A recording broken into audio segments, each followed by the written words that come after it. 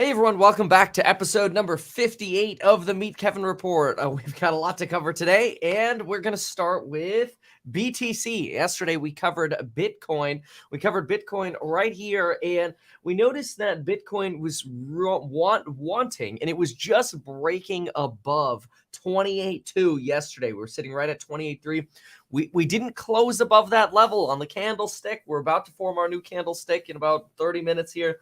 And it doesn't look like we're going to be closing above that. So sitting right there at that resistance level, I personally think that the next FOMC meeting is going to drive us into one of these directions where maybe if we get a pretty dovish Powie, a Powie Wowie, maybe we could actually pump from where we sit now to about 35 if we had a super dovish Powell and there was any kind of convincingness that maybe inflation was indeed going away.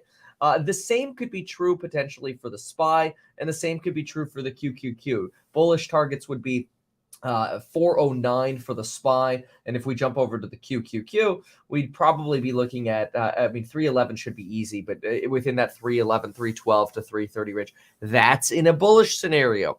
If we get a pretty solid hawk tomorrow, that is, we get a 25, and maybe we get recessionary GDP outlook, and we get a higher terminal rate despite the banking crisis. In other words, the Fed is unfazed by the banking crisis. It's entirely possible that we fall below the levels we are now. And I think that's probably a little bit closer to where we're going to lean. I personally wouldn't be shocked if the Federal Reserve ends up pulling some kind of genie out of the bottle like, hey, you know what? We solved the banking crisis. The banking crisis is solved. We had our term funding facility, and we got to keep fighting inflation. That wouldn't surprise me. So that is potentially something that I think has a real potential of happening. Though we did get some good news this morning, and that has to do with Canadian disinflation. We'll talk about that along with what Goldman Sachs thinks is going to happen with the Federal Reserve. So let's hop into those. So this morning we got Canadian inflation. Canadian inflation. Let's see here. Okay, Canadian inflation came in. Can I do this? I think I can do this. Sorry, I switched boards. There we go. This is easier. Okay, cool. All right, let's fix that. Let's now talk about the Federal Reserve, inflation, what's going to happen tomorrow, and what Goldman Sachs is projecting. This is a pretty interesting piece we're going to be going through from Goldman Sachs. But first, Canadian inflation, kind of interesting. Big drop compared to the estimates. Canadian CPI year over year for February came in at 5.2 versus the 5.9 previous and the estimate of 5.4. So a nice softening. We want to see that in the international community, just like we want to see that at home. It looks like we had month over month come in at 0.4 versus the 0.5 previous and 0.5 estimate. Now, some are arguing that we're going to be crossing base effects, which is where we compare to high levels of inflation last year. And that's why we could potentially be getting staggered down inflation reads going forward.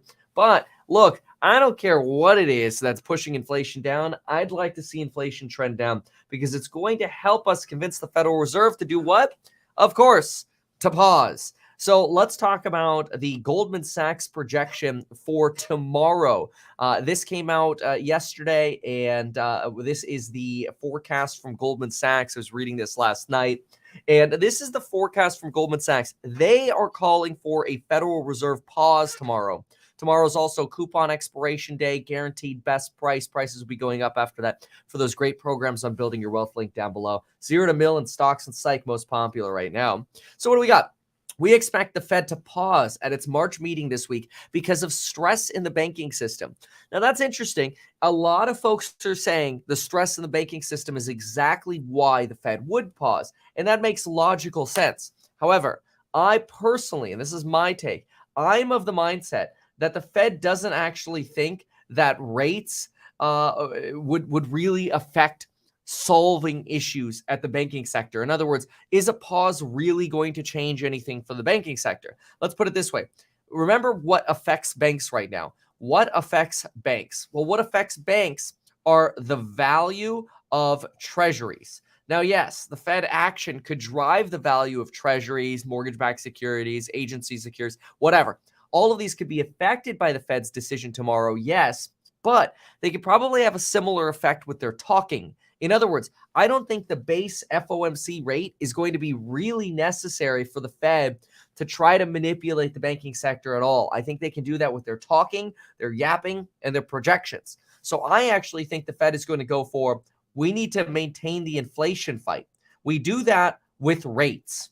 Banking, we solve with the by the Fed pivot facility. Oop, there we go. By the Fed pivot facility. That's not actually what it's called, but that's what we nickname it. By the Fed pivot facility.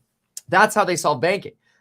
So that's my take as to what they're going to say tomorrow. And really, treasury yields have come down so much that the value of a lot of this agency debt has actually gone up. Because remember, sorry, let me rephrase this. When treasury yields fall, the value of the bonds goes up. One of the big issues that you've had at the banks is this plummeting in the value of their bond portfolio. They're held to maturities and they're available for sale securities. Well, both of them have been plummeting in value. And as people take money out of the banks, they have to sell something that's worth less money now. So in other words, the banks are like, crap, we're losing asset value while being forced to basically liquidate. This sucks. But because the banking crisis started, we've actually seen treasury yields plummet, bond values rise, which actually reduces some of the strain on banks. So in other words, you could be in a situation where the Fed looks and says, look, things are getting better. The banks saw the value of their bonds rally. Financial conditions are still tight, even though bonds rallied and yields fell a little bit. We've got an inflation fight to worry about, and that's the top priority for us because there's nothing worse than losing control of inflation. I really expect the Fed to say that. Now, of course, I want to go through the Goldman Sachs argument here, but just to finish, I suppose, my own, take a look at this right here. These are and it's straight up from Goldman Sachs Financial Conditions Index. Where are we as of this morning? Still stable and high, much higher than where we were in January. And Jerome Powell was satisfied with that bump right there. That's a crazy thing to think about for a moment. When that hot jobs report came out in January, Jerome Powell was like, oh, well, financial conditions have already tightened. He basically rolled it off the cuff to say, well, financial conditions are tight. We're Gucci. That was down here. We're up here. So things are actually tighter now. Then over here, this is the 5-year break-even inflation rate. This is, in my opinion, what right here is going to reiterate the Fed going for 25 tomorrow. The 5-year break-even rate on inflation ticked up again into this morning here, last night into this morning. That to me is telling the Fed, okay, we got to stay strong because if we lose control of inflation expectations, then we're really screwed, and we don't like getting screwed. Here's that inversion of the yield curve. This is the 10-2 we're looking at. Obviously, the steepening is usually a sign of something breaking, which is exactly what happened.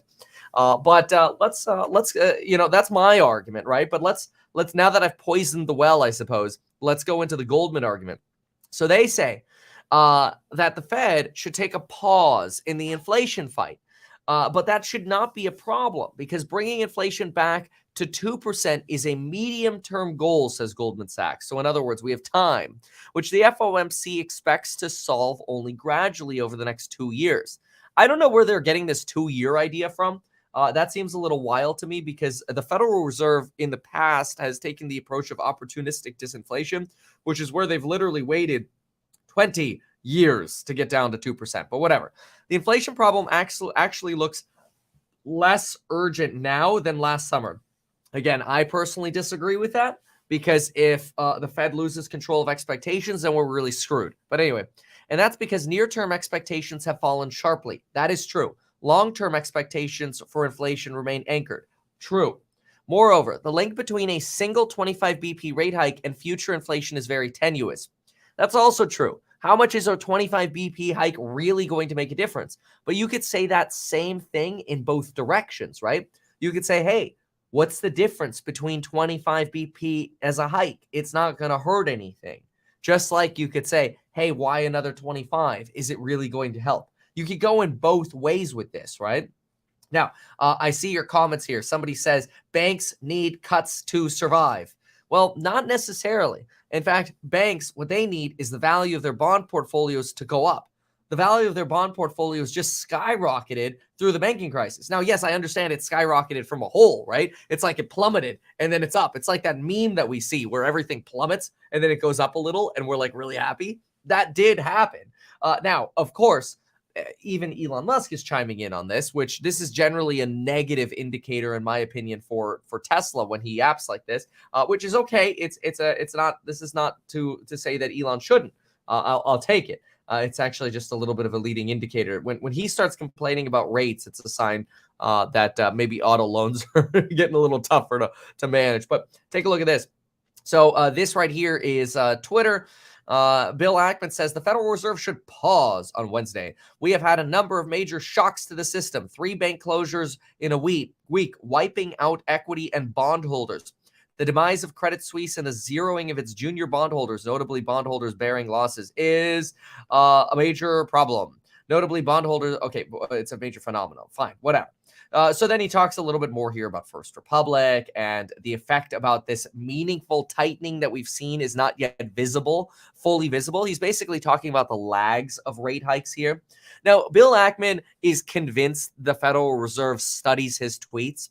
So he takes, in my opinion, he puts on this sort of like God complex and is like, Fed, you must listen to me. We don't yet know where all the losses are. What if there are more failures of other banks, which honestly there probably will be. There are too many lag effects. And yes, inflation is still a problem, but Powell can do that by pausing and making it very clear that this is a temporary pause.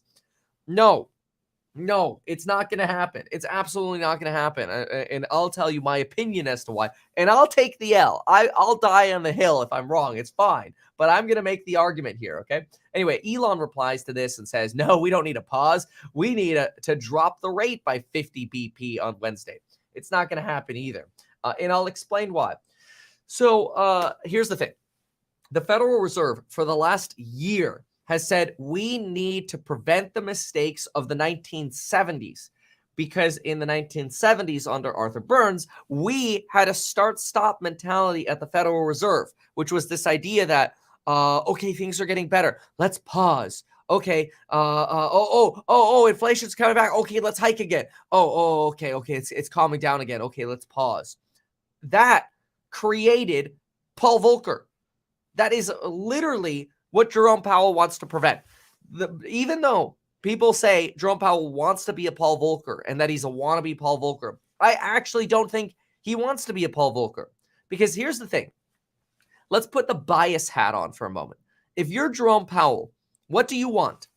I will make it crystal clear what you want if you're Jerome Powell. Inflation to go to 2% with as little job loss and damage to the economy as possible, and ideally no recession. Simple, right? He doesn't need to Paul Volcker us if inflation goes away because Paul Volcker is the equivalent of pain. And Jerome Powell himself said, we don't want to cause unnecessary human pain. Even though in the past he said we could always over tighten because then we could always basically turn the money printer on again. He's balanced that argument now with the idea that he wants to limit human pain. Now, Arthur Burns in the 70s took this start-stop approach. And since then, the Federal Reserve has made it very clear that was stupid. Now, in fairness, they didn't know because they didn't have another situation like that to compare back to. But today we do. And today the Federal Reserve has made it very clear that a start-stop approach is a very bad idea because it potentially unanchors inflation expectations, and then you're really screwed. Now you have Bill Ackman, Elon Musk, and Goldman Sachs all calling for either a pause or a cut. But a start-stop is exactly what the Federal Reserve has telegraphed they will not do.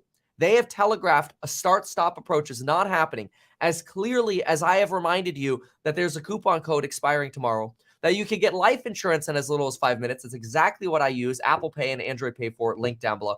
And you can get 12 free stocks with Webull by going to mettkevin.com/free. All of those are linked down below. Like, as clearly as I've telegraphed those pitches, the Federal Reserve has said we are not going back to start-stop. It seems crystal clear, but then again, people still have their hopes. Again, this is all I'm saying this 16 hours before the event. So maybe I'll take the L here, and I'll gladly take the L, but I think we're getting 25 and no start stopping. I think J Powell goes, look, financial conditions are good. We'll keep rates up to keep fighting inflation.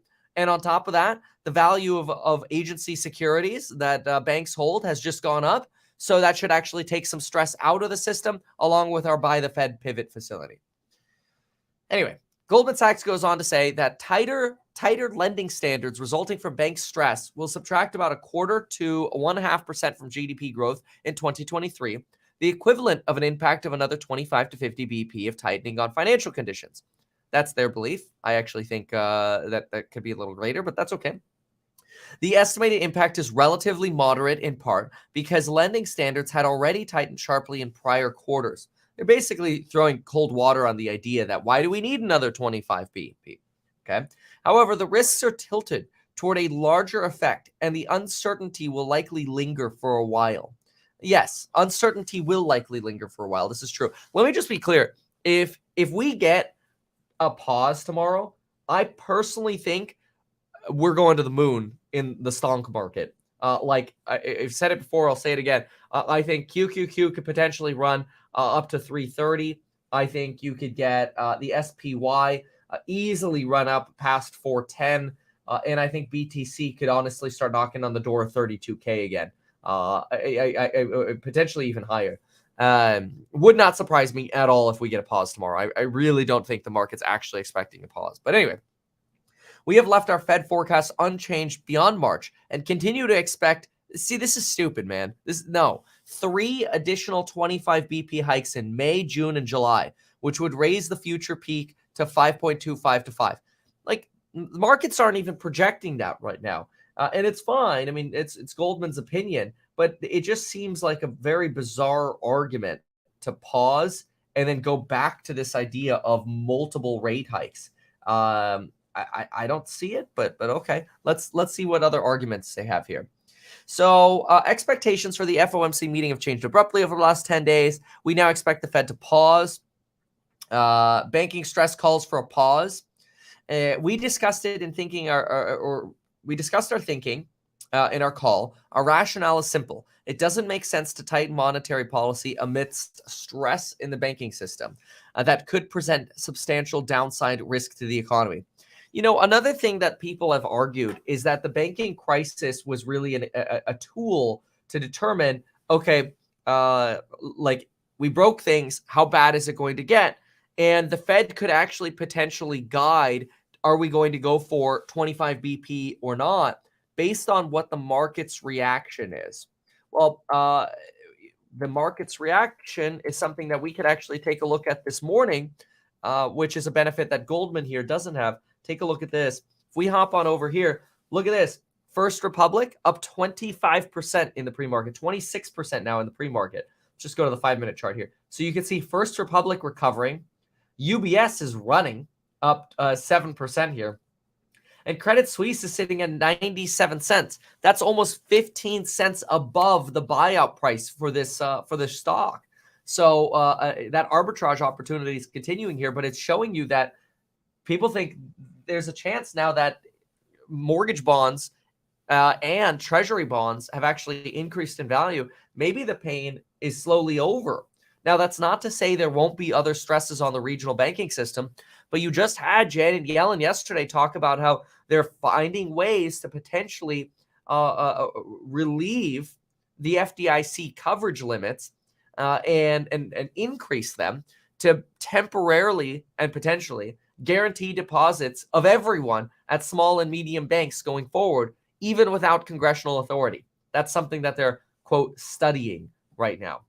But based on what the market is doing today, the market seems to think, oh, banking crisis? Yeah, okay, there might still be some strains, but this is not systemic. Anyway, we'll keep going back to this Goldman piece here. I remember I like looking at what other people, what the opinions of others are, because I do think it's very valuable to always challenge your own beliefs and opinions. All right. So as a result, additional stress in the banking system is the most immediate concern. But the lingering concern is that wealthy individuals and large depositors who are not fully protected might move away from the small banks. And this is what we've also talked about with basically this idea that maybe medium and small banks will get their FDIC limits extended. Of course, we've seen some substantially large borrowing. But why do they call for a pause? Well, they actually call for a pause because they argue here that inflation can wait 6 weeks. That the inflation problem looks less urgent now than it did last summer because of year ahead expectations. However, you have to remember how the Fed looks at this. The Fed looks at this and says, that's fantastic that expectations are lower a year ahead for inflation, but we actually have to see those come through. We actually have to see those expectations come to fruition in reality. Otherwise, we could potentially risk those things not actually happening. I know everybody's talking about this idea of housing disinflation, that owners' equivalent rents are going to tank. But what if they don't? That's a real possibility. Now, what if they don't? Well, if they don't, then you don't get the disinflation that you're projecting, right? So you actually do have to tighten to the point where you actually start seeing this stuff go through. Yes, that creates a risk of over-tightening. Our best guess is the economy will emerge strong enough that future rate hikes will be appropriate. That is from this banking crisis. Before the appearance of stress in the banking system, two trends in data suggested the risks lay in the hawkish direction. First, inflation news had deteriorated a little bit with upward revisions and further problems with the auto sector. Still have supply chain issues in the auto sector leading to increasing wholesale prices, not necessarily retail prices, though. Second, strength in hiring. I'd like to see their data on strength in hiring. I question that a little bit. Real disposable income, which is still negative, and consumer spending all pointing to some risk of a moderate GDP reacceleration. Maybe. We'll see for January. But it's an interesting piece from Goldman Sachs. It's an interesting argument. There is an argument to be made about this idea of potentially pausing. I don't think it's a very strong one. The Fed's path beyond the March meeting will depend on the impact of the bank stress on the economy. So this is where they think the Fed could basically pause and then just retighten again 3 times. I really think that mirrors the 70s too much. And if that were to happen, you really got to start asking yourself, is the Fed just making a historically bad mistake? I think it would be wild. And the other thing that this would accomplish, a pause over here, is the potential fear, right? I mean, think about this. A Fed pause could easily be seen as, what do you know that we don't? And it's bad, isn't it? That's my thesis. I know that's a little bit jaded to think, but think about it. If we get a pause tomorrow, on one hand, it seems like, oh, that should be good, right?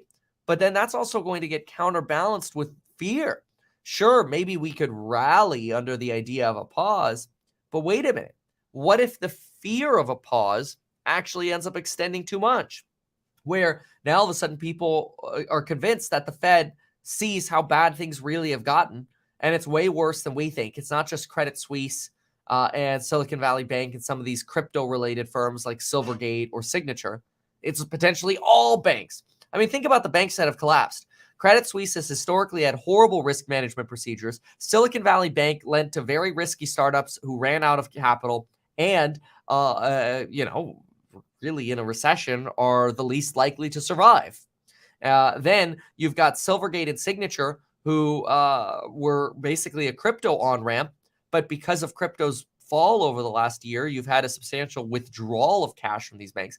Now, all of these banks that have failed so far have had higher risk profiles than most other banks.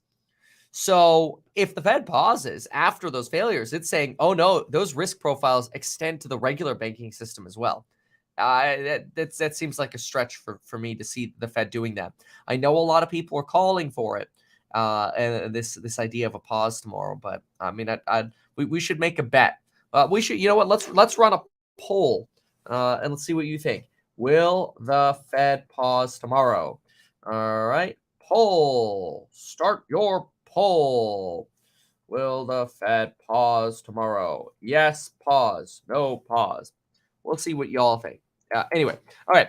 Oh yeah. So my take actually for what is going to be the most bullish for the market tomorrow. Well, let me answer that first, and then I'll talk about this section here from Goldman. So what would be the most bullish tomorrow? In my opinion, the expiration of the coupon code. But beyond that, I would say the most bullish thing would be a 25 BP and then a very dovish SEP and a dovish presser, and an optimistic view on inflation. That's what I think would be very, very good for the stock market tomorrow. Like if we get this, I'm going to be very happy tomorrow. 25 BP, dovish projections on how bad things are going to get for recessionary point of view, which will lead to a lower terminal rate and potentially a softer view on inflation. That's a hope. We'll see. That, in my opinion, this would be the best case scenario, in my opinion. Best case scenario number one. Best case scenario number two. Okay. Best case scenario number two would be pause along with a dovish SEP, dovish, let's see, presser, not pressure. Presser is the press conference. And then optimistic view on inflation. This has the potential of creating some fear, but if it's matched with dovishness, that would be very good. Then you do have the bearish scenario. A bearish, I'll call this the worst case. Worst case one.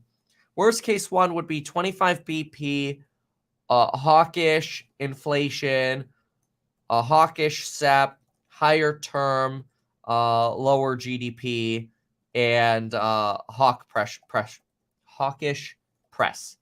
That would be your probably more worst case scenario over here.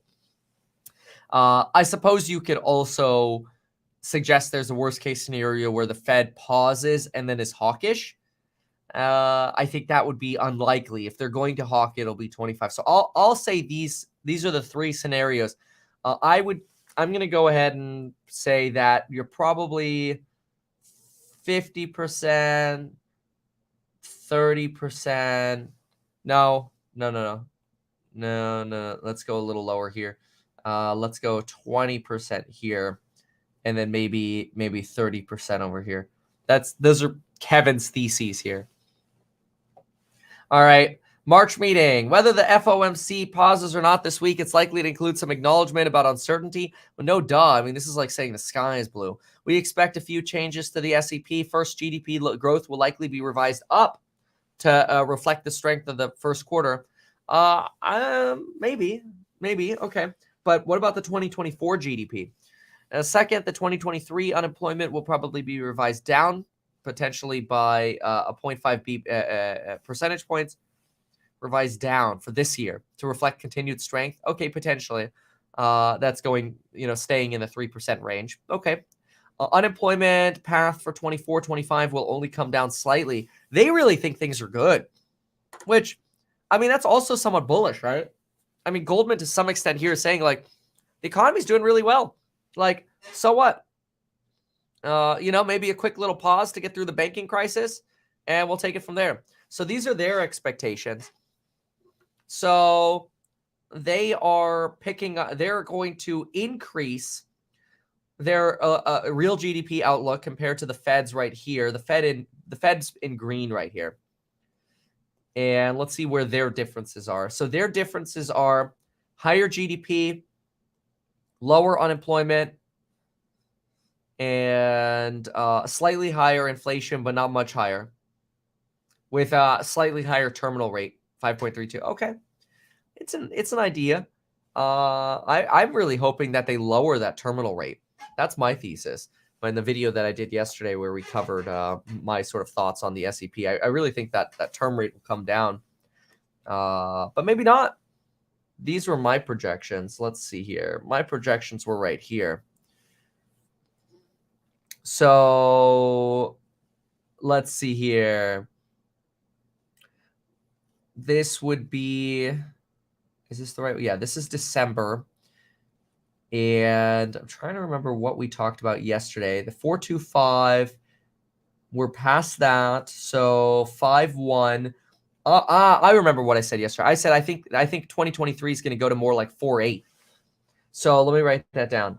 So 2023 would be more like 4.8 was my take. Goldman thinks they're going to go to about 5.3 So they're going to pop this up a little bit. That's Goldman's take compared to mine. We'll see. We shall see. That's very interesting. But let's go ahead and see now what y'all voted here in the poll. So after all that, 22% of you voted for pause. 78% of you voted for no pause by JPOW. Doesn't this all seem manufactured? Trying to institute a CBDC. I mean, like, I don't know why people are so afraid about this idea of a central bank digital currency. DeSantis was freaking out about that yesterday. And he's like, if I become, well, I mean, he didn't say if I become president, but we all know what he means. He's basically talking about how he wants to get rid of or ban the ability of the government to have a central bank digital currency.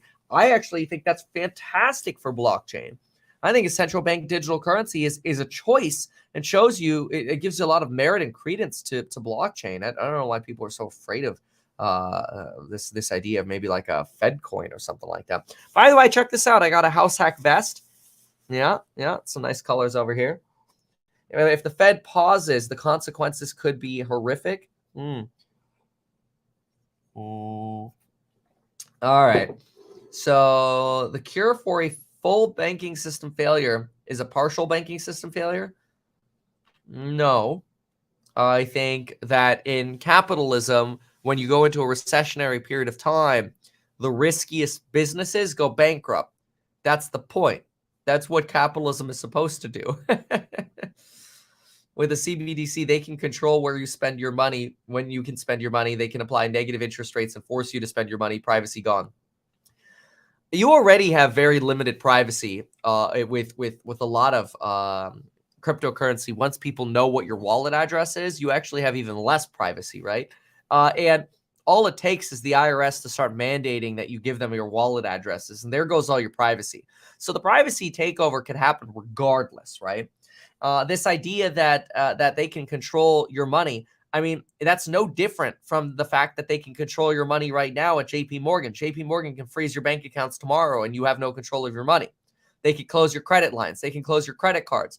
Like all of these things, the negative interest rate, all of those things can already happen in the central banking system.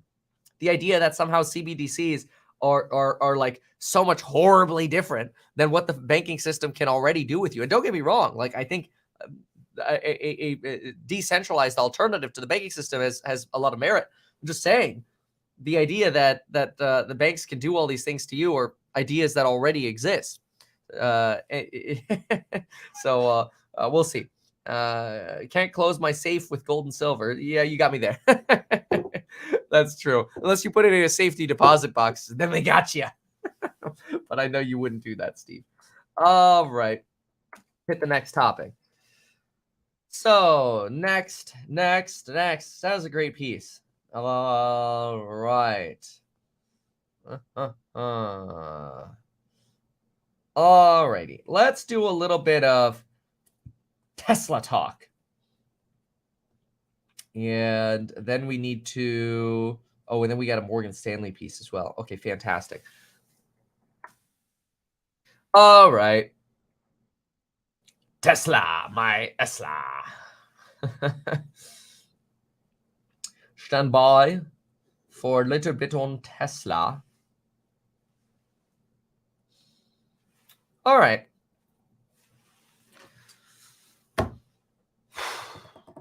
Let's talk a Tesla. First of all, I hate to say it, but when Elon Musk starts complaining about the Federal Reserve on Twitter, let's just say it's always been followed by poor stock performance.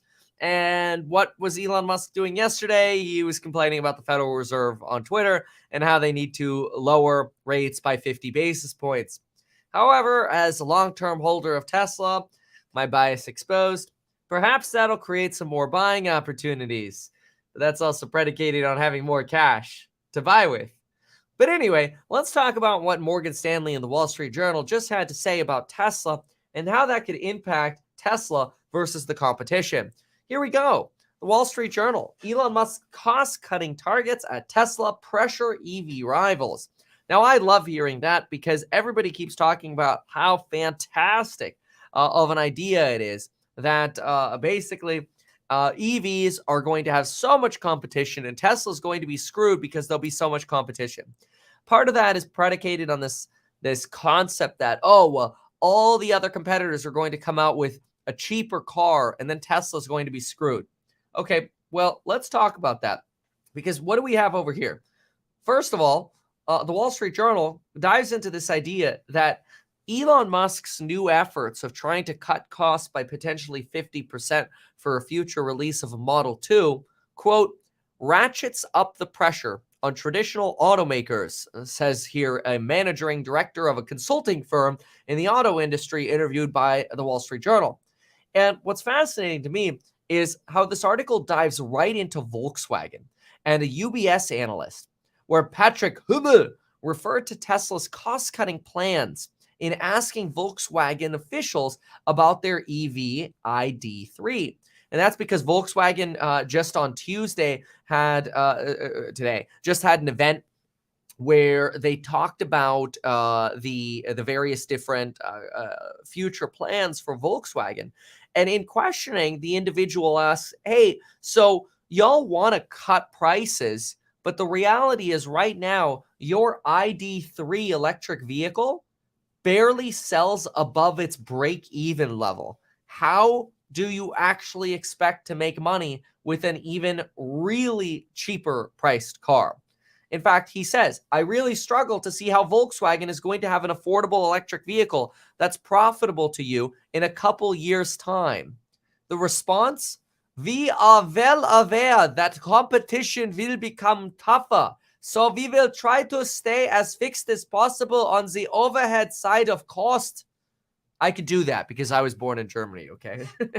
But anyway, we will have significant scale by then, referring to their 25,000 euro vehicle concept car from 2025, or that should be out at 2025. Now, let me just say this. How do you expect to get to scale on a car you haven't actually manufactured yet? If there's one thing we've learned is you start manufacturing a car first and then you get to more scale. What Volkswagen is trying to say is, hey, don't worry. In 2 years, the scale of our production will be so amazing for our break-even ID3 that we'll be able to produce a car that's about 40% less expensive because we'll finally have figured out how to not operate a money-losing business. I don't buy that at all. I think that sounds like a horrible idea, and I don't think they're going anywhere. But okay, we'll keep going here. So you've got here Caresoft Global, which tears apart vehicles to compare costs between competitors and estimates that Tesla's Model Y could have about a $3,000 cost advantage to a competitor's comparable offerings, not even including batteries. And that's today. Even if Elon Musk is unsuccessful at reaching a 50% reduction in costs, industry observers say any significant effort towards the goal would be meaningful at basically cementing Tesla's lead above its competitors. Okay, fascinating. The rest of the industry is going to stand up and notice. Now, the Wall Street Journal then jumps on over from basically going from this idea of Volkswagen actually thinks they're going to go from near break evens to profitable on a car that costs 40% less money. Good luck to them. In the meantime, Tesla's already got cost advantages today. And on top of that, are trending towards even better cost advantages. And so then what do? They compare to Ford. They compare to Ford and they say, Mr. Farley often cites Tesla at having a more than $10,000 vehicle cost advantage per car, greater than that $3,000. It's getting even worse for the legacy auto. And what I think is great about Mr. Farley is I think he really realizes where the money is to be made and where money is not to be made. And one of the things that I think is incredible is his blatant, basically, admission of how behind Ford is. Now, some of you might remember this from the Q4 earnings call. I think it's worth bringing up again because we're about to go into a Morgan Stanley piece. And in the Morgan Stanley piece, we have some potential negative news that we need to cover. Of course, we could always balance out negative news by reminding you about the coupon that expires tomorrow. prices go up, you get the guaranteed best price, you get lifetime access to those course member live streams, and all the new content that gets added. So, but what do we have here? Jim Farley makes it very clear that they as well are not profitable on EVs. They're not expecting to be profitable on EVs until 2026. They also realize they have to go through many more cycles to understand how not to waste an extra mile of cabling on their products when they actually manufacture a car. And while they figure out how to actually get to profitability, they also realize the place to make money isn't actually on the car itself, but on software. You might remember me playing this clip of Jim Farley going, but our new fully updated electric architecture is basically where we want to focus, because we've learned on Pro, what we've learned on Pro is we can make real money on software. He says it kind of a little bit creepily, but the point is they're dreaming to be Tesla. That's the point, is the competitors are dreaming to be Tesla. And basically the Wall Street Journal is making fun of them here. They're making fun of Volkswagen and they're making fun of Ford by showing they're not even close. Now, look, even GM suggests our aim is to have industry-leading margins. They don't. They don't break out what their margins are because they're probably so miserable. So Ford, GM, and Volkswagen, they're not competitors to Tesla. Now, there is a risk factor, though. And Morgan Stanley believes the risk factor, despite having a 220 price target on Tesla and holding an overweight rating for the stock, which means they like it. They believe that EV price cuts are not a fad, but instead are a trend. And they think basically more price cuts are going to come and that investors should anticipate further price cuts, even if basically Tesla isn't the one cutting. See, they say here, one of the reasons analysts believe prices will continue to drop is competition. If Tesla doesn't cut prices, someone else will. That's Morgan Stanley's take. I actually completely disagree. I completely disagree with this. So why do I disagree? Well, I believe that the entire industry doesn't have any room to cut prices anymore. BYD takes 3% to net. Tesla takes 17% to net on electric. Well, that's actually the entire business for both of those companies. Then when you look at Ford, GM, and Volkswagen, they're basically all losing money on their EVs. How can the rest of the industry cut prices? They can't be a price leader because they have no PP. They have no pricing power. They don't control price. Who controls price? Tesla does. As soon as Tesla cut, what happened? NIO, BYD dealerships, Volkswagen, Ford, GM, all of them cut prices. They didn't cut prices first because they can't. Tesla did. So I actually disagree that even if Tesla doesn't drop prices, others will, and then that'll somehow subsequently lead Tesla to cut prices. I don't see that, but maybe. Now, in response to Commodity Steve, my boy Steve over here, this is the only person that my son knows because he knows that Steve likes gold, like Steve from Minecraft.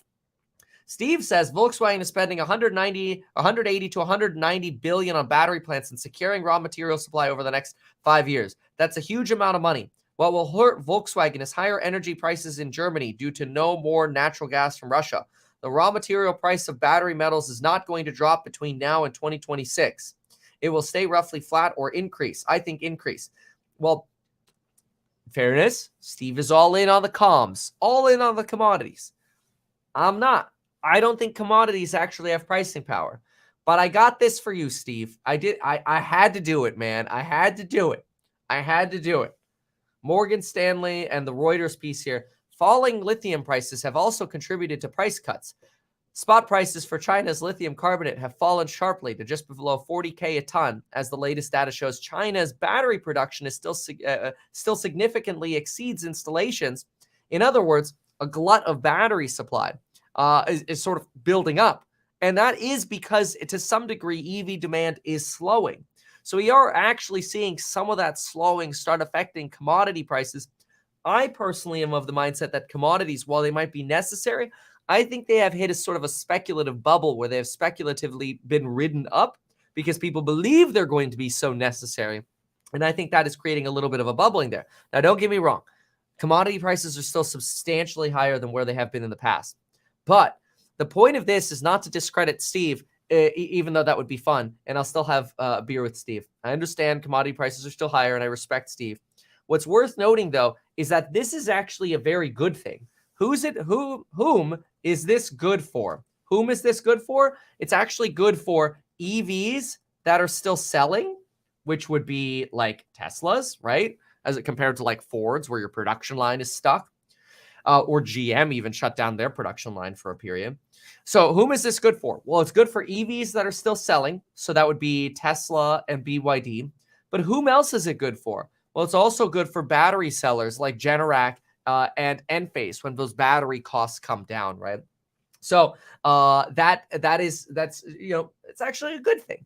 So we are prepared for price cuts to be an established feature, though, says Morgan Stanley. As supply demand continues to change, we would prepare for potentially lower margins, and that could potentially create more opportunistic entry points for the stock. Okay, that's where I have to actually somewhat agree with Morgan Stanley. While I do not believe that other EVs are going to drive pricing cuts at Tesla, I do think Morgan Stanley is potentially correct in that, yeah, maybe lower margins are going to be coming. And I think Q1 is probably going to hurt for Tesla, and maybe that's why Elon Musk, to kind of go full circle, is yapping about this idea of a 25 BP cut. The reason for that is I really think that Elon, I mean, we know this. We know he has an early look on this. We know in the last earnings call, the expectation set was that margins could go down to 20%. But I don't think Wall Street is convinced that we're going to get 20% yet. So I'm a little nervous for that next earnings report, combining Elon, Morgan Stanley, and what was said in the last earnings call. I'm not short-term YOLO Tesla. I do not believe we're going to revisit the lows we've had on Tesla. Could we trade sideways and maybe test that around the ones? I don't know that we're going to even break 170. If we do, it wouldn't be that great, but 170, 175 around there's got some pretty good support. I just don't see us escaping from that until after we get past the Q1 era, unless of course we had an incredibly bullish Fed tomorrow, which is always a potential, but I remain unconvinced. Bottom line out of all of this, coupon code expires tomorrow. Get life insurance in as little as 5 minutes. Get 12 free stocks with Webull. Tesla bottom line. Short term, little bearish. Elon margins. Short term bearish, especially through this next quarter report, which comes out in April. Probably around 420, actually. Actually, I wonder if it's scheduled. That would be funny. Let's see here. Tesla earnings report date. Let's see if missed opportunity, 419. So that's less than a month away. We've already got Tesla earnings coming up. So I think you're going to have a fear trade going into Tesla earnings. Usually Tesla stock trends down after earnings and after events. Any kind of events tend to push Tesla down lower as well because, well, the events are just not as juicy to the broader Wall Street market. They're juicy to long-term investors. They're fantastic for long-termers. But in the short-term, events and reports seem to be more negative than positive. So anyway, 419, mark your calendar for that. I do actually think that eventually these falling commodity prices will help, but I don't think they're falling quickly enough to actually get Tesla back to higher margins soon. Remember what they told us in the last earnings call. In the last earnings call, they said, yeah, probably trending closer to 20%, and then it'll take us a few years to get back to 30% margins. So they did set the expectations, but I personally think nobody really paid attention to what they said in that earnings call. So I think there's going to be a little oopsie doopsie there. So we'll see. But yeah, Elon asking for a 50 BP cut, I think, is a little bit of a red flag too. So again, short-term bearish, long-term bullish. I really don't think the competition has pricing power or holds a candle, but I'll use it as a buy the dip op. So we shall see. All right, next up. Well, we're going to have the opening bell here in a minute. So I rarely do this, but we're actually going to hang out for the bell together today. I started so late, and I still have another 1 or 2 stories to cover. That's my fault. So that means all us course members are going to be starting at 7 a.m. in about 35 minutes.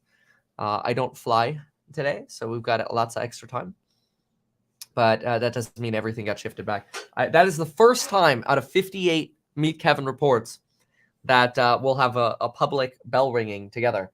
Let's make sure I can actually get it right. Let me see here. If I do, I suppose I need to figure out, because I have this new board now. If I press this button, now I just have to figure out how to get the oh yeah, that's this button. Is it? Ooh, I gotta figure that out. Ooh, okay.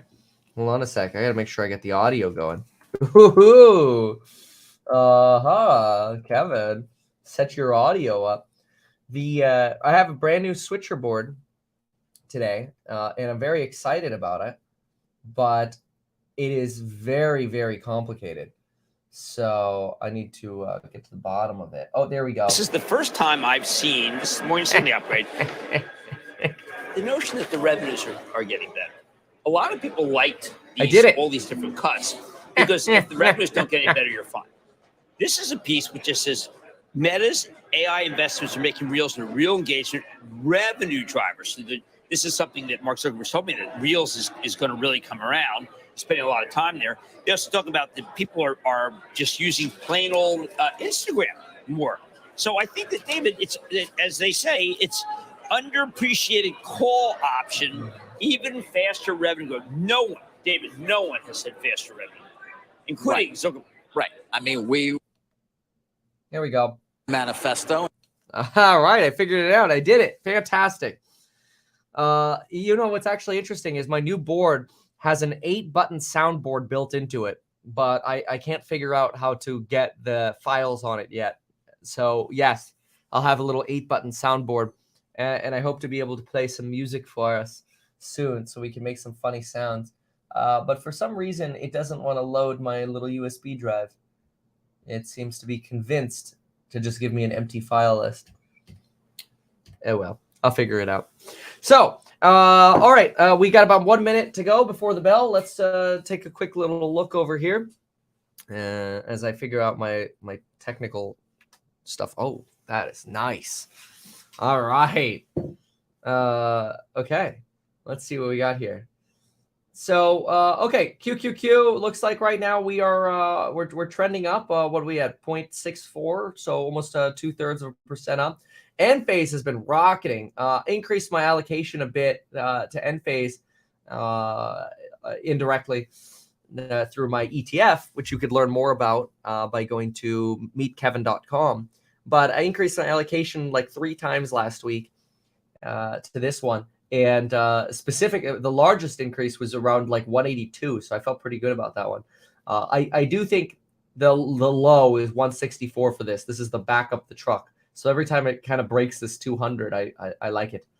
But anyway, we'll see how the bell is this morning. Let's go listen to Jimbo. Been challenging from that. The revenue growth is slowing. It's slowing big at Amazon. Now, how about this, Dave? They fired X on $70. Now, Amazon had, hold on, we're going to get an opening bell. What are you doing? It's going to get loud. You're going to hear the ringing right now. We'll get to the Amazon here at the real-time. Take a look at the real-time exchange. Given what futures were looking like, we're going to get a lot more green on that board. Here at the big board, West Pharmaceutical Services celebrating. I still think the bell is so cool. It is such a cool tradition. I love the bell. Maybe because I was actually there and rang the bell, so maybe I'm biased. But look at that, folks. We's be pumping at open into into what's it called? The FOMC meeting tomorrow.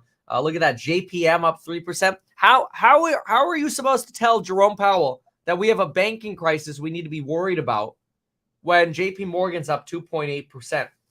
When Credit Suisse is up at 97 cents, when UBS is up 7, when First Republic is up 30%, Tesla 3.4%, Dave and Buster's up 2%, back to $36. Nice. Etsy slowly trying to come back. Etsy's been getting reamed. Although if we can get them back under 100, I think there'd be some nice opportunities here. Charles Schwab now up 4%. Canadian Solar, Open Door. Oh, you got a risk rally today. Carnival, Dogecoin, Harley, SunPower, Meta. These guys are all moving nicely here. Oh, well, it'll be really entertaining. There's always one thing you can guarantee, and that's entertainment. So, all right, let's get to covering our next story. Let's see here. How do I do this? Oh.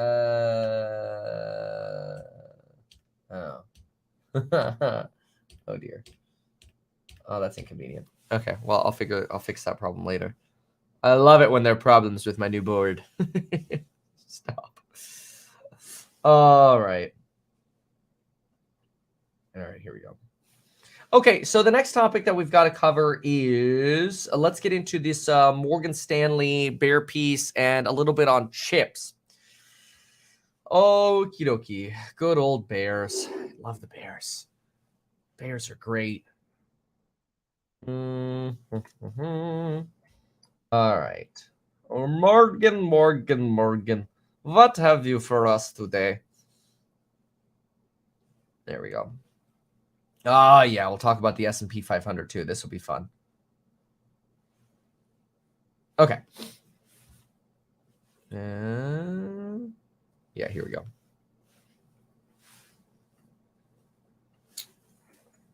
All right.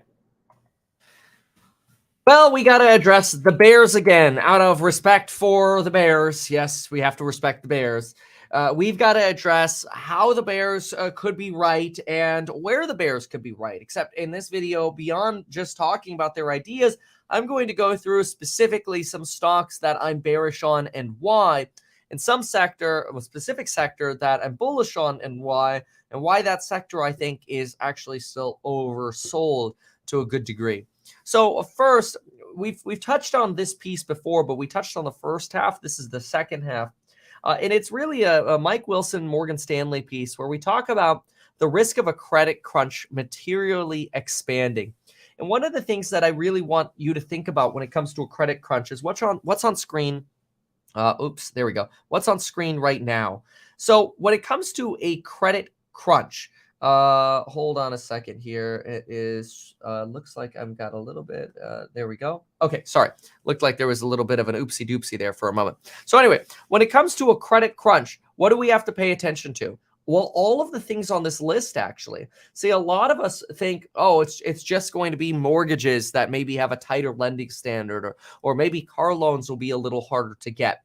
But this is actually important. When we look at banks, look at all of the different types of lending that you can get. And in a credit crunch environment, all of these get restricted.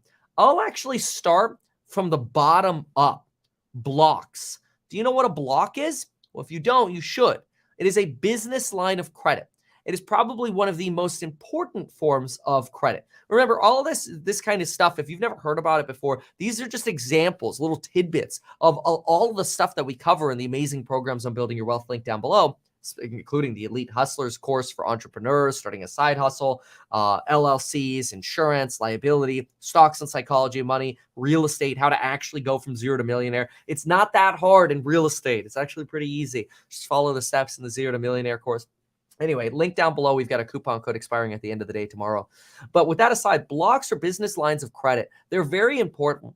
They're very important because contractors or even manufacturers, they use lines of credit to buy inventory. While they use the line of credit, they can manufacture their product or complete a job for their customer. And then after that, what can they then do? Then they can bill their customer, pay off their line of credit after paying all their bills. It's very typical to use a business line of credit to do that. By potentially crimping lending standards and crimping business lines of credit, especially from smaller banks, you could really be crimping the economy substantially more than anybody is projecting right now. And I have to give a credit to the Bears for this. The Bears are right to say that all of these different types of loans don't need to see a lot of tightening to really crimp the economy. I just showed you one of them, business lines of credit. Business lines of credit getting a 50% haircut could shut businesses down. You could see mass bankruptcies. Now, there's no guarantee that these things are going to happen, but let's just say I moved some money from some of my credit lines yesterday to basically have that money drawn down, and I'm just leaving it in cash to give me more flexibility in the event that banks start crimping down on credit lines. The same goes for, now these could often be deemed more discretionary, but boat loans and plane loans, these are massive segments of the economy that of more of the wealth economy, but they lead to a lot of additional spending. The maintenance, the piloting, the captaining, the fuel, the warranties, the amount of money, the amount of GDP that's created when somebody buys a plane or a boat is insane. Just because there's so many ancillary costs to the individual product. Somewhat different than a mortgage loan. People might move in and get some new appliances or whatever, but they're not bleeding money like they are with a boat or a plane usually. Mortgage loans getting tightened, personal lines of credit or personal loans, home equity lines of credit, rental property lines of credit. These already basically went away in the pandemic. Margin, of course, margin lines get credit or get squeezed. Car loans, credit loans, those are more basic. I mean, y'all can imagine that. That's a little bit more basic. So Morgan Stanley talks a lot about this credit crunch being evidenced by this steepening of the yield curve, this 60 basis point steepening in the yield curve, which we've only actually seen a few times before in history.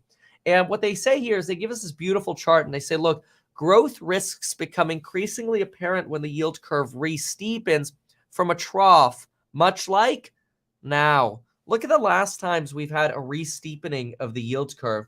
Let's go back to 1979. Oh, recession right after that. Bummer.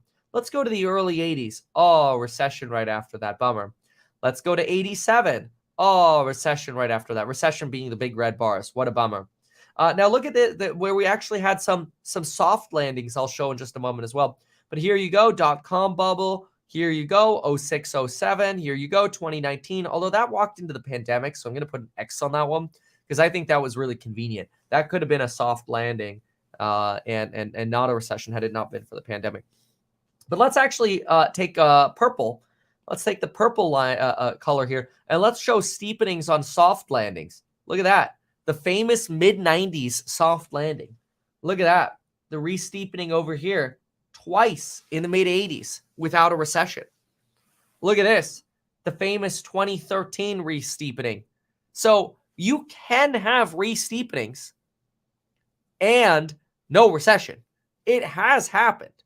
So it's kind of tough to say. Like Darren makes a fair comment. Darren writes here, but this time is different, LOL. He's making the reference to, hey, like all these greens are clearly telling us that when we re-steepen here, we're going to have a deep recession, right? But it's not that easy to say this time is different because which time is different?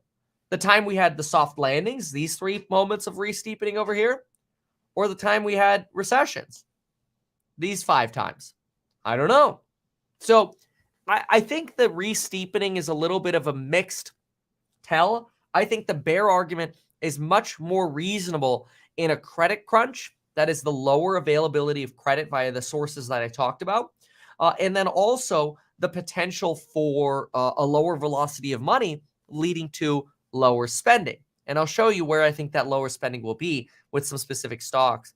So anyway, they talk about the velocity of money in banking potentially falling sharply and likely offsetting any kind of QE money printing or increasing in the money supply.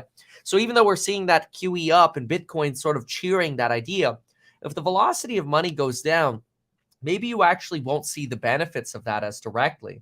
So instead, what do we want to pay attention to? Well, maybe we pay attention to earnings and the fact that even though earnings have come down, they, according to Morgan Stanley, have remained sticky, and in some cases have actually risen here recently.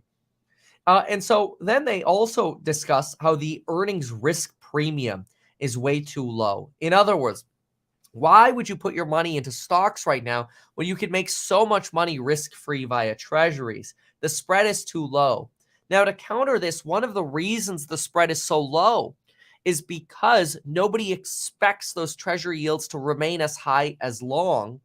And the opportunity cost in stocks is actually widening.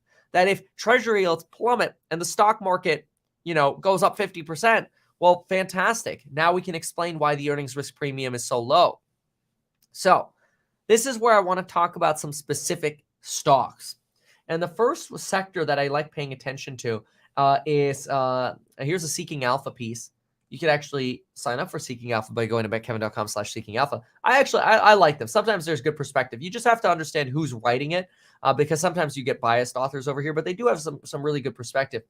So the first sector, because I want to go through the S&P 500 over here. We're going to go through the S&P 500 and I'll explain some of my thoughts on some of these different stocks. But when it comes to actual chip expectations, they make this cautionary note here to say that you should temper your expectations for chips. And I agree. I don't think we want to assume that chips are going to explode. Now, NVIDIA stock has exploded, and so have some other stocks, even like Taiwan Semiconductors from their lows. But that's in part due to really highly negative expectations that we had for the PC market, dropping over 30% in sales. But they make this argument here that you have mixed conditions in the near term for chips. They think that data center orders appear to have weakened further in the past few weeks, whereas PCs, TVs, and smartphones have potentially hit a bottom. Now, this is actually reiterated by Amazon potentially indicating slower revenue in their data center space, which when we went through the Amazon earnings report in our course member live stream, let me see if I have it handy here. We saw exactly that kind of softening. I'm not sure if, oh yeah, here it is. Look at that. So this is the kind of stuff we generally do in our course member live stream. We pick a company, we do some fundamental analysis, we try to pick up on trends. For example, we recently went through the Honest company and how horribly honest that earnings call and the actual earnings report was. You could see the full archive of course member live streams and the fundamental analysis we do in the courses. Remember, you get lifetime access. You buy one of any of the courses, you get lifetime access to all of them. To the live streams. But anyway, with the exception of the Elite Hustlers, that has its own separate live stream. But that's a Sunday live stream. But what we wrote here is that AWS growth has slowed to under 20% growth, whereas it used to be closer to 30-40% growth. And on top of that, they're seeing margin compression in the AWS space, which is starting to indicate a lack of pricing power. It's one of the reasons I personally have stayed away from Amazon because I don't think they certainly don't have pricing power on merchandise. I think they lose hand over fist on merchandise. I don't want to be exposed to the creative sector of Amazon, which would be the TV segment. I think that's a money loser, the production studio. So I think the production studio is a money loser.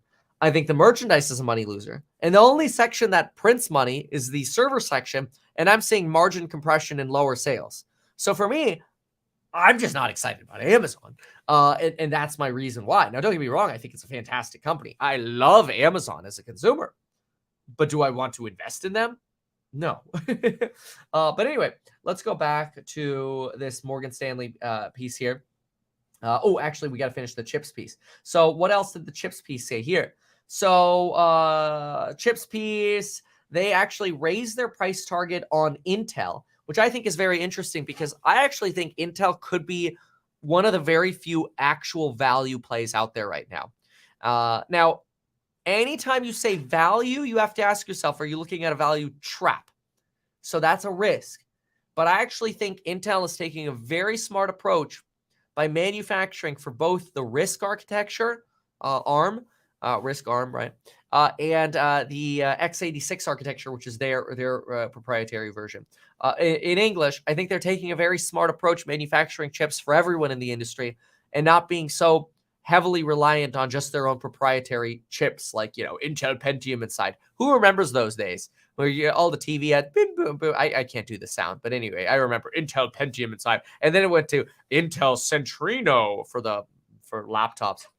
But then again, I'm also I'm of the generation. This makes me sound so old. I'm also of the gen where, and then we got to talk about the S&P 500 here, but quick tangent story. I'm of the generation where I played so much freaking RuneScape that when I played so much RuneScape, I remember, well, first of all, I remember being mind blown that I could actually play a video game with my friends online. That was like 6th grade. Like, how is this possible? We used to have the LAN party. But then I also remember thinking, wait, maybe this means one day I could actually take a laptop, because yes, laptops existed, but maybe one day I could take a laptop to dinner. That was my thinking when I was a child.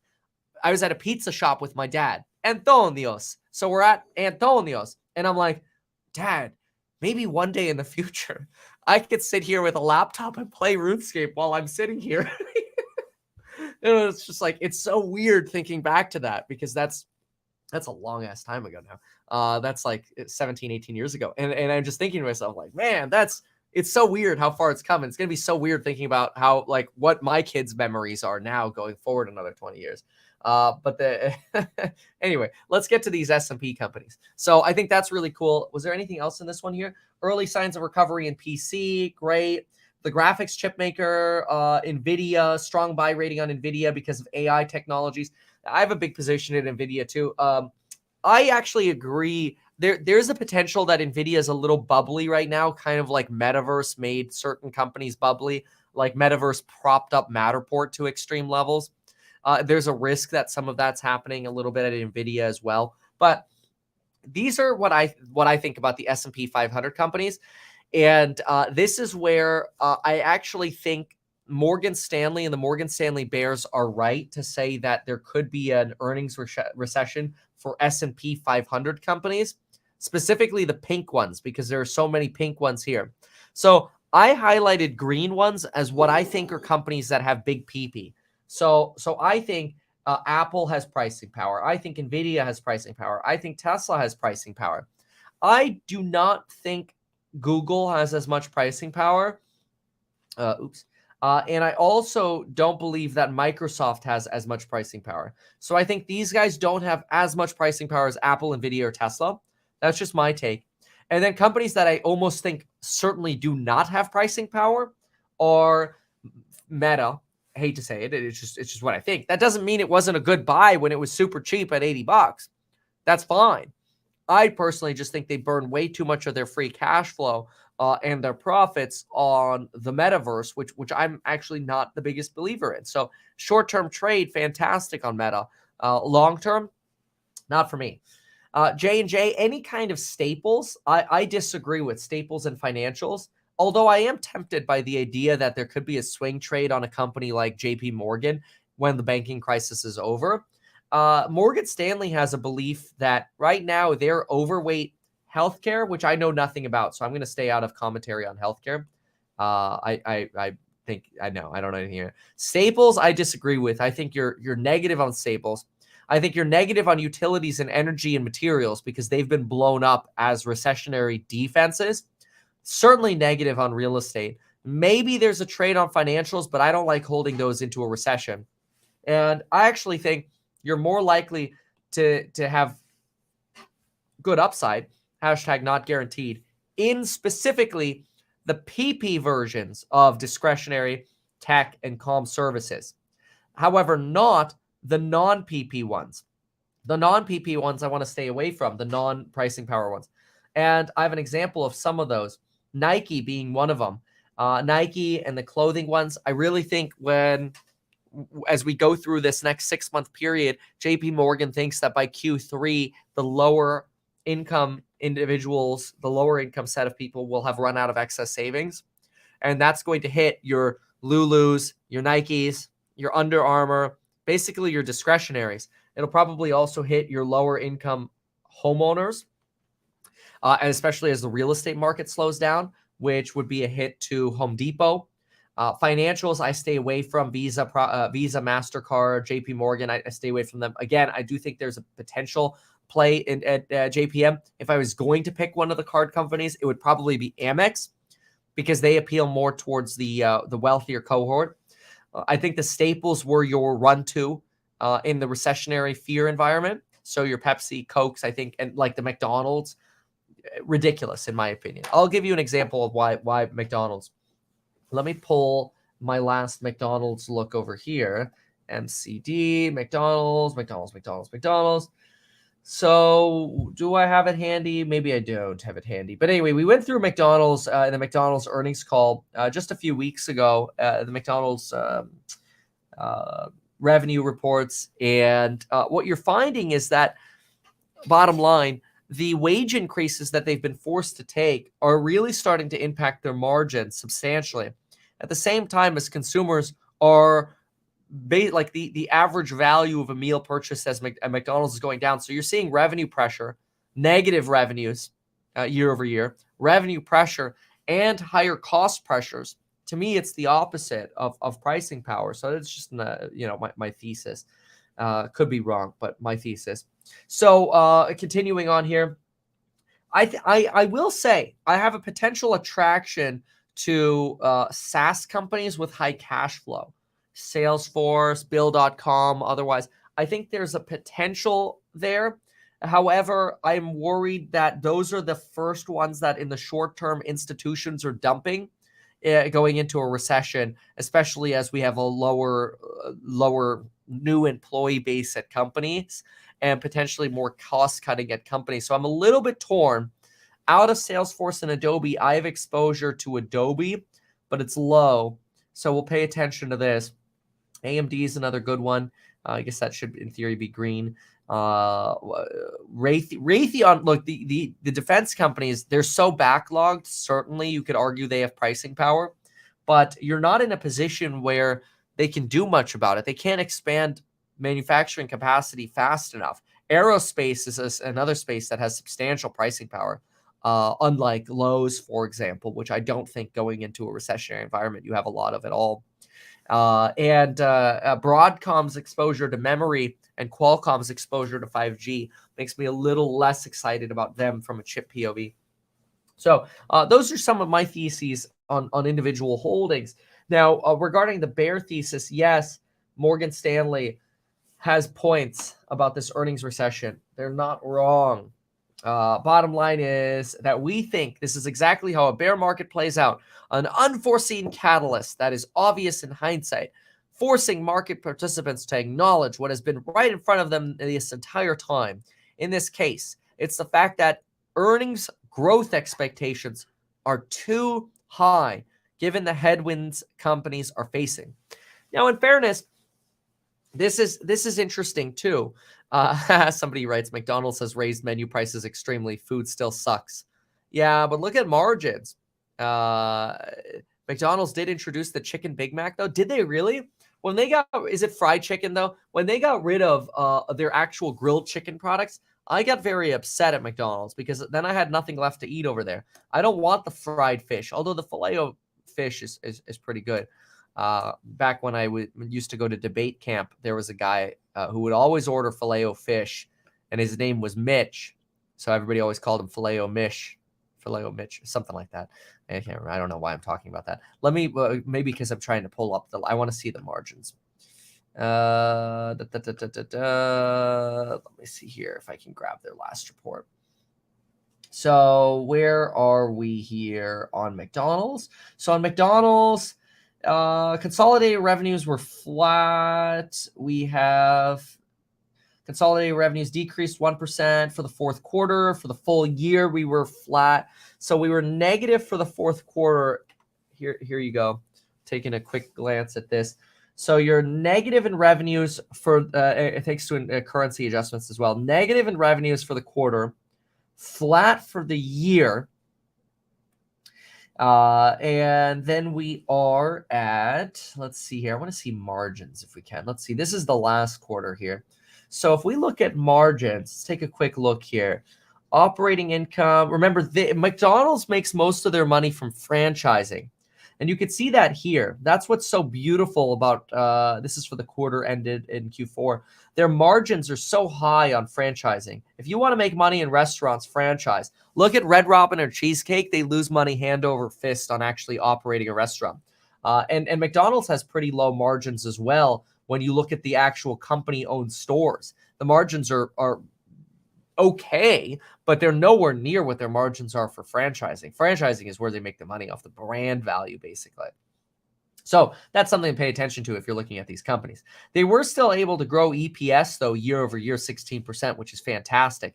But you do have that sales by company year over year, comparing the last quarter, down 13%.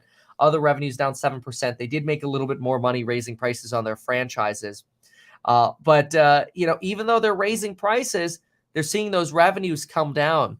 And I think that's a sign that people are a little resilient to their to these price hikes. And let's see what margins are actually doing. Do I have a calculator handy here? Let's look at margins. If we just do a quick look here, usually we do this kind of stuff in our course member lives. We're looking at 15.2% on company margins versus, look at that margin compression, 17.2%. So in other words, you were at 15.2 right here versus 17.2 in 2021. What I did is I divided their expenses right here by their revenues to get a margin number. You have to subtract by 100. Then you get the margin number here. Their margin was 17.2%. That fell 200 basis points. So you're seeing negative sales, margin compression. I think that trend continues. At the same time as year over year, the stock has actually held up. And I've been saying probably for about a month now, I think this thing is going to walk into some pain. It's been flat the last month, but the fact that it's done so well since January of 2022, if I go to just the week chart, you can see it very easily here. This is the week chart for McDonald's. You can see it's actually held up pretty dang nicely. I wouldn't be surprised if it comes down to revisit the 200-day moving average, and that ends up being what you kind of see in an earnings recession. So I think this segment here is really a tool for you to see, hey, look, if you're looking for a potential earnings recession, the place to probably look is in companies that have done very well as staples and flight to safety style stocks over the last year. And I think that's where we could both be right. Can you believe I'm about to say this? Mike Wilson, the big perma bear at Morgan Stanley, and I could both be right. That is, pricing power stocks do well through a shallow recession or no recession. However, the S&P 500 performs poorly as staples and the companies I showed mostly that lack pricing power end up underperforming as their earnings estimates are too high. Now, he does say mega cap will not be immune to these growth concerns. And I agree for Facebook, Microsoft, and Google, but not for mine. Has nothing to do with my bias at all. Anyway, obviously, I'm placing my bet.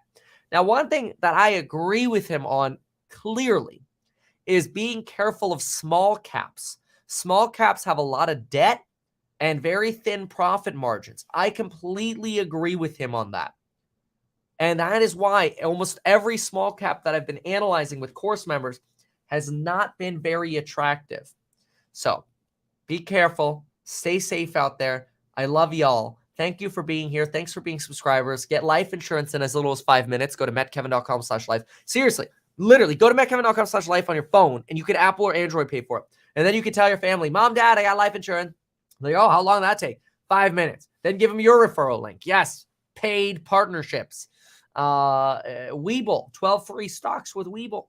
And then, of course, coupon code expiring tomorrow for those programs on building your wealth.